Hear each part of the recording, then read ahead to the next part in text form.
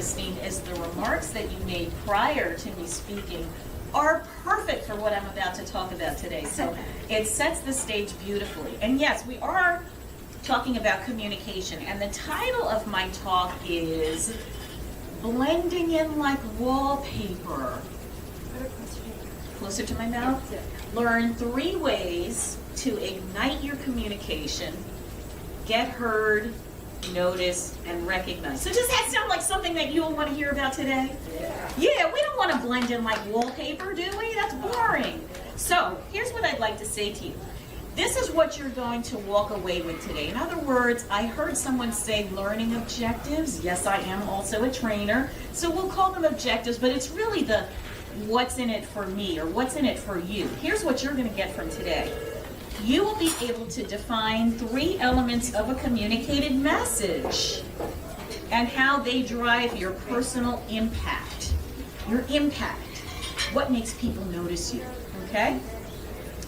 You will also recognize how seemingly small blunders that you're making every day, perhaps, can cause you to lose this critical impact.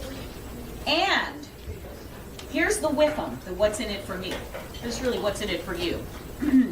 You'll be able to implement a personal communication strategy so that you can regain that impact, communicate with power and prestige, and people are going to pay attention to you. Does that sound like something that you want to learn about? Okay, great. So, I got it. Listen, Ms. Carpenter, I got a question for you. Got a quick question. a question, but I know Anthony, this might be inappropriate. I'm about to talk to the people here. I know this might be inappropriate, but I'm a business owner. Okay, well, come up then so that they can hear you. You want to share the mic with me?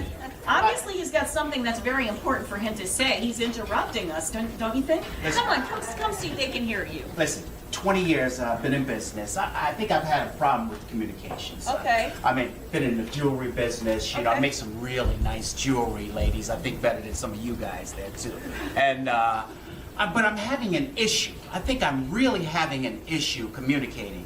But let me just ask you a couple quick questions. Yeah, yes. But before, can you hold for a second there? Somebody's giving me a call. Hello? Hello? Yeah, listen. I'm asking somebody a question, Is this all right? one for real? I don't have time. Is All right, it for so real? I'll talk to you in a little bit, all right? I mean, really? I'll talk to you later. Yes, I'm you sorry. wanted to say. It's a pretty important question, so I had to answer it. So I want to be able to sell my jewelry, but I'm finding out that some people are not buying it. And hold up for 1 second. Are they serving beer here by any chance? I don't know where she is. She's not here tonight. All right, I'm so sorry. I know I get sidetracked and I don't understand it, but here's my question. Oh, okay, maybe we're finally getting to the question, sir, maybe? Okay. How could I be able to effectively sell my jewelry? You know, that is the big thing. But somebody's calling me again. Okay, you know what, Hello? I'm really Hello? sorry, Hold on a but second. we have to continue Hold with on. our program. Listen, We have extra to- cheese, Domino's. Action. Was he communicating effectively? No. No. He What was happened? scattered. He was talking about everything else and he didn't get right to the question. He was scattered, what else? Not focused, not organized. What else happened there? Yeah, he was just rude, wasn't he? Okay, taking phone calls while we were speaking. I mean, who does that, right? Mary, I think you were going to say something. What was it, please? I really enjoyed this little play acting, and I think it's so real. And one of the things that I noticed about him was the fact that he really and truly does not realize that he is the problem. Ah, all right. So if you didn't hear that comment, she said that it was this was real, and that he really was a little bit. Well, this is my word, not yours. A little clueless about the impact. What impact did his behavior have on me? Negative. Okay. How did you know that it was negative? Was I making any faces, or did I have any particular body language? What'd you see? Body language. Oh, yeah, body language, right? So I looked frustrated, didn't I? Yes, yes. All right. So why are we even talking about this? Well, we're going to get to that a little bit later on. Let me ask you another question. Show of hands. Who here in this room is in the business of selling? Okay, very interesting. Okay, got everybody? Okay. What was the question? Who here is in the business of selling? Selling. All right, interesting. I want to challenge you on that. I'm going to challenge you. Because when I ask that question, every single hand in the room should go up. Why? Because we sell, yes, we sell ourselves. So we're all in the business of selling, because if you're not talking, Christine talked about nonverbals. If we're not speaking, our body certainly is, right? And there's the verbal communication, and there's also the gestures that we're using. So I'm going to challenge you, maybe by the end of my little talk, my brief workshop, you'll all raise your hands. Let's see if we can go for that. Actually, and there's a tag-along question to this. The way you are packaging your message, do people want to buy it? So that example that we just saw with Anthony and being a little, we'll use the word that you said, rude. Was I really willing to buy that message and the way it was served up to me? Not so much, right? Because he was disruptive. He took 3 phone calls and never really got out his question until the end. So that just wasn't working for me. So my question is, are you communicating with power, prestige, impact? Or are you communicating these little blunders that you're not really aware of, and they're just causing your communication to derail? What's happening there? All right, let's take a look at something. May I ask you to volunteer again? Sure. I know you're good at sports, so we're gonna figure out how I'm gonna do this, because I'm a right-handed person here. But what I want to tell you about is there's a gentleman called Dr. Albert Mehrabian, UCLA professor. About 1970 was a year. And he came up with a communication study. And in the study he said, communication, the spoken message, is divided into 3 components.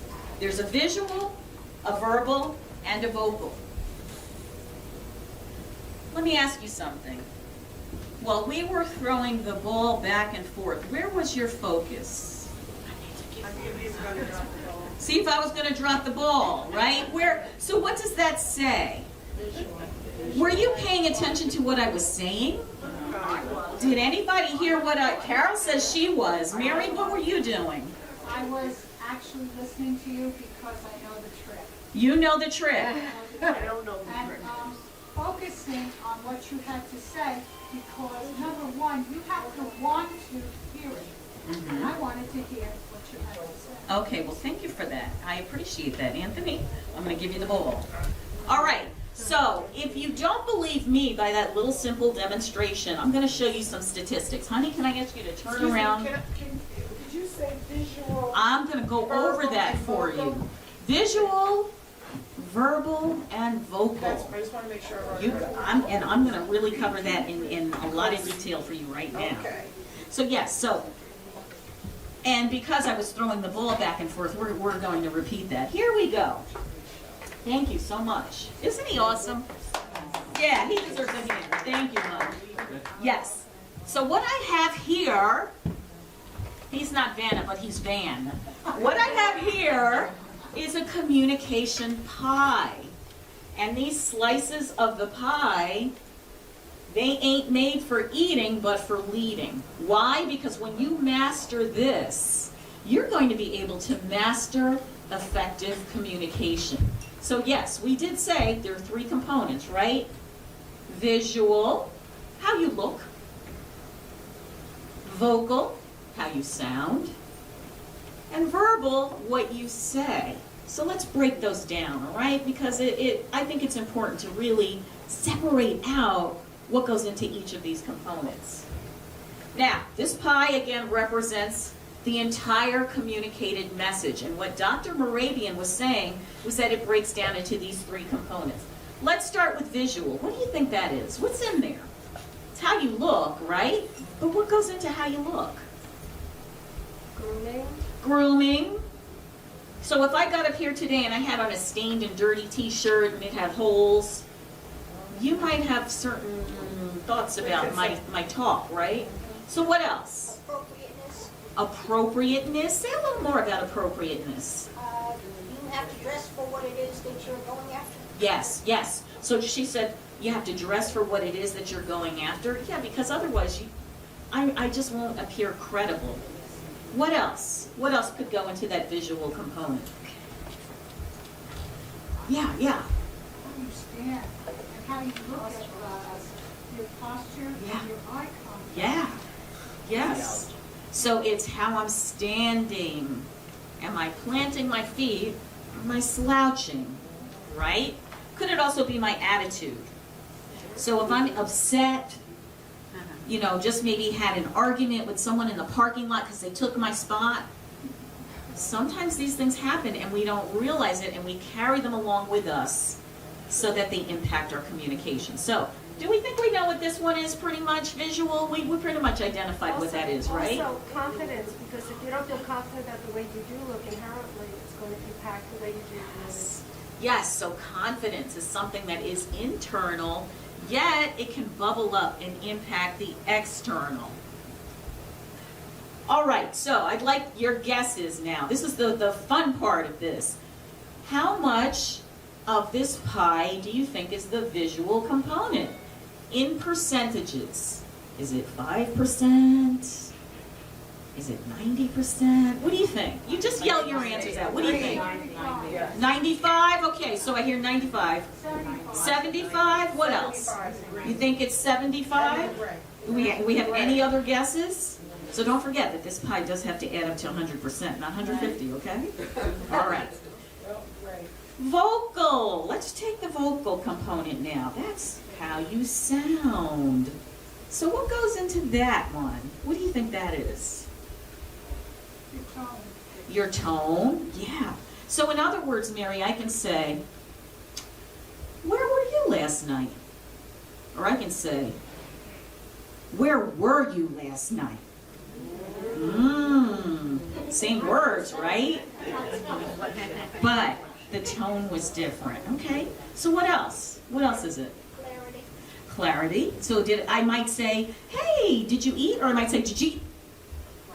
Right? The rate of speed of your talking and the volume of your voice. Yes, the volume, the rate of speed.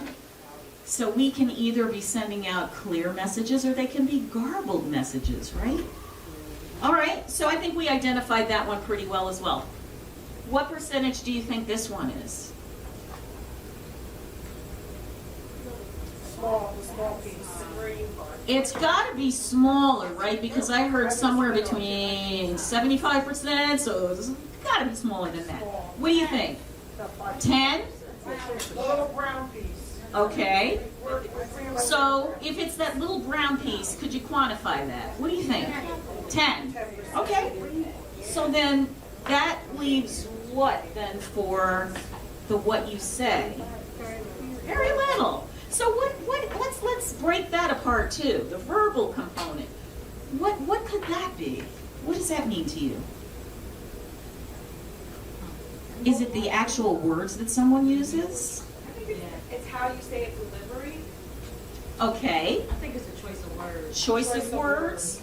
In fact, it is the choice of words. I wrote down an example because I said I'm not going to remember this thing. So let me write it down. Oh, okay. Credibility.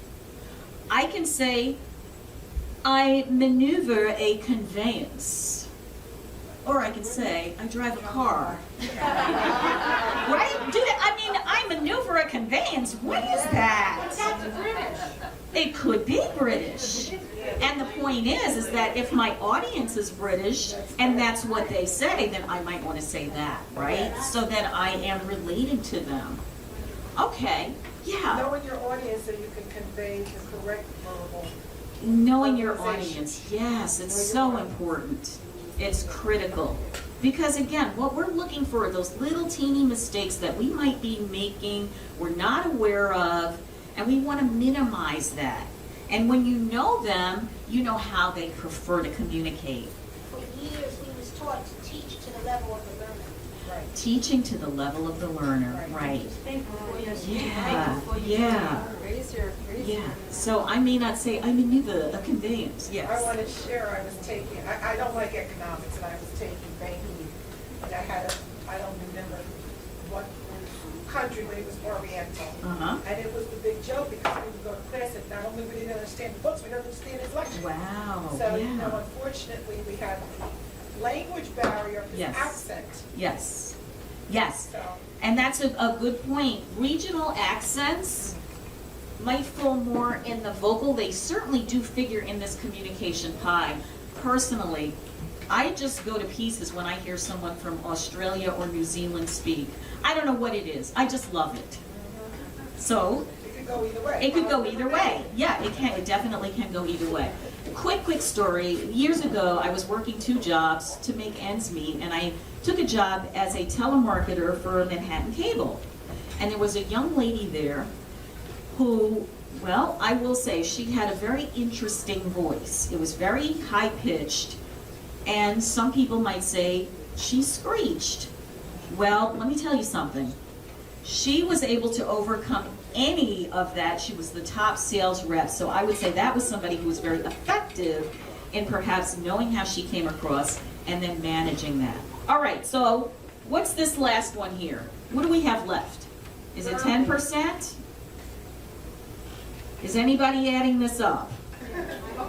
I hope so too. I'm not that great at math. Would you like me to just tell you what it is? Sure. Yeah, let me do that. Yeah. What's the percentage of green and brown? Oh. We were close.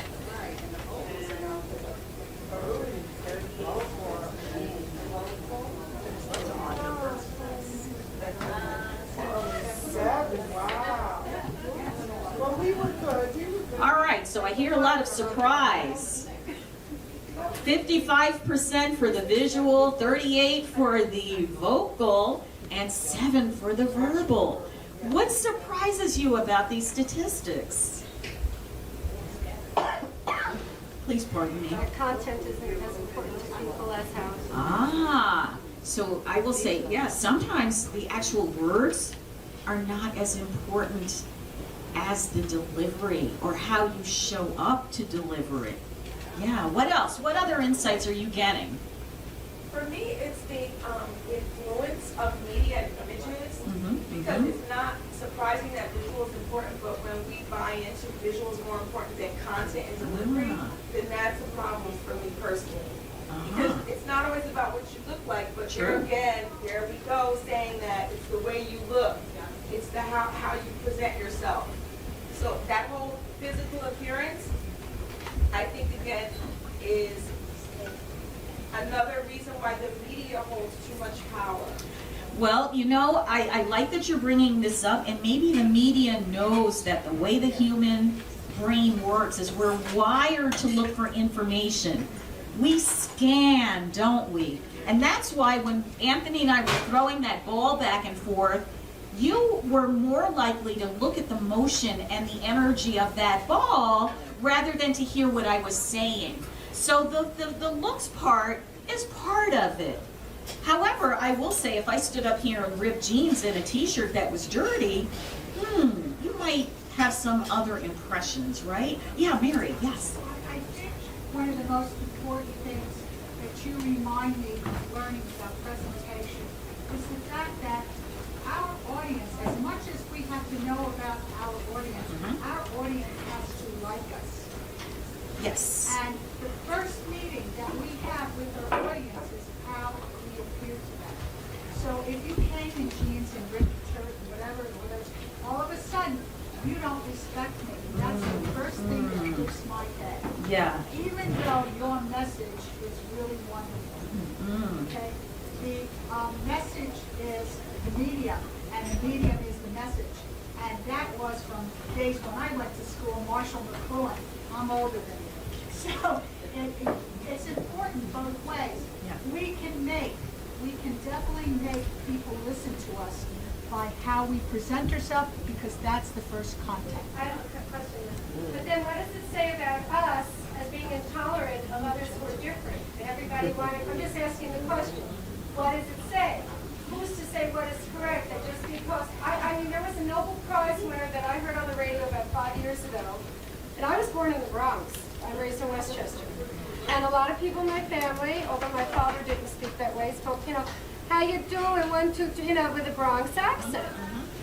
This Nobel Prize winner had a Bronx accent. She was a Nobel Prize winner. And I was saying, you know, would you think that somebody who is at a certain level would be more congruent to what we would think our expectations of a person is? So there are deviations from what our expectations or perspectives are. Here's an interesting perspective on that, and then we'll move on. I want to be respectful of my time. I'm looking for a better word, and maybe you can help me.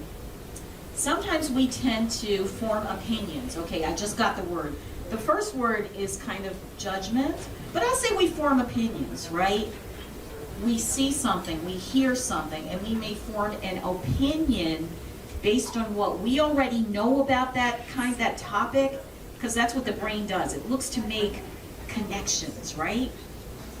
So we form an opinion. It could be about somebody with an accent from Teaneck, New Jersey. How do those people in Teaneck talk anyway? Right? But that's what we do. That's what we do. I just wanted to share one more thought on what we were talking about as a visual. Yes. Steve Jobs, Yes. one of the geniuses of our time, wore jeans and a turtleneck, and that was his signified uniform, Yeah. signature uniform. Yes. And I finished reading his book, but that was throughout the book about the way he dressed, and that was what they expect him. They didn't expect him to come in a suit and tie. Yeah. That And was he his created comfort a zone. brand around that. It was a black T-shirt, a black turtleneck, Right, excuse me, turtleneck right? and jeans. And jeans, and he created a whole signature around that. So when you saw him showing up like that, first of all, and you all probably know this, Steve Jobs would relentlessly practice his presentation to the point of insanity almost. But he would practice for months what he was going to deliver, because he probably knew all about that. Oh, yeah. Okay, good comments. So let's move on. Where are we going with this? Well, how does this play out in life? Let's do another quick vignette. I'm at a networking meeting, and I really am introverted, so I kind of look for somebody standing by themselves to say hi to. Oh, hi, how are you? I'm Casey, Coach Casey, the sales call breakthrough coach. Hi, I'm glad to see you at this networking meeting. Are you a business owner? Yeah. Really? Oh, okay. Well, it's really good to meet you. I hope I see you again, sir. Uh-huh. What just happened there? Was that communicating with power, prestige, impact? No. What was he not doing? Looking in your eyes. He didn't look at me at all. So there was a lack of eye contact. What about his projection? Was that there? I think he was talking to the carpet. He really was. He wasn't talking to me. So Poor posture. poor posture. Yeah. Was he kind of slumped over? Yeah. Should we give him another chance? He's a good guy, isn't he? All right, we'll give him another shot. All right, here I am. Hey, how you doing? Hi, how are you? It's great to meet you. Nice to meet you too. Anthony Smith. Anthony, I'm Casey Carpenter. I'm the Sales Call Breakthrough Coach. It's wonderful to meet you Pleasure here. meeting you. And I hope I see you again at another meeting. Absolutely. All right, so what'd you see that time? Yeah! What'd you see that time? All three. He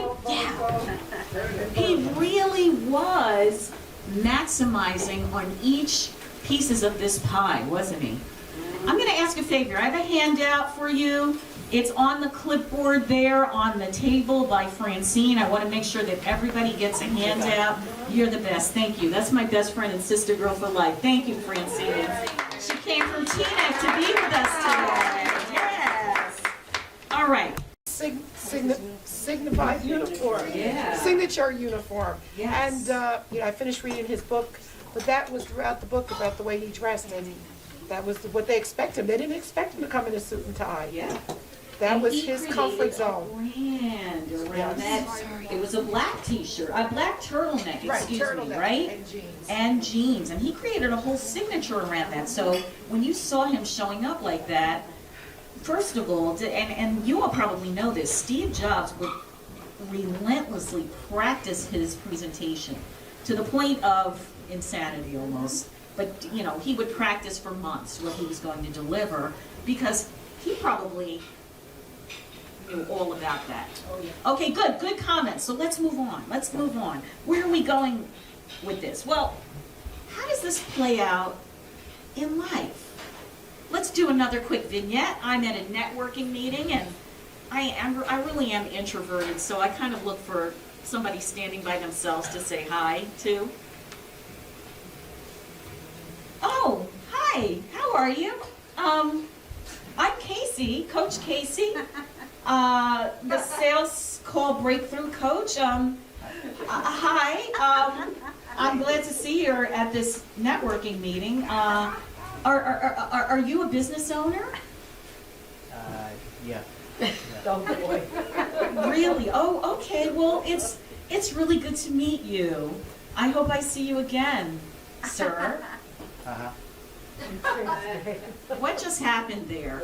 Was that communicating with power, prestige, impact? No. What was he not doing? Looking at your eyes. He didn't look at me at all. So there was a lack of eye contact. What about his projection? Was that there? I think he was talking to the carpet. He really was. He wasn't talking to me.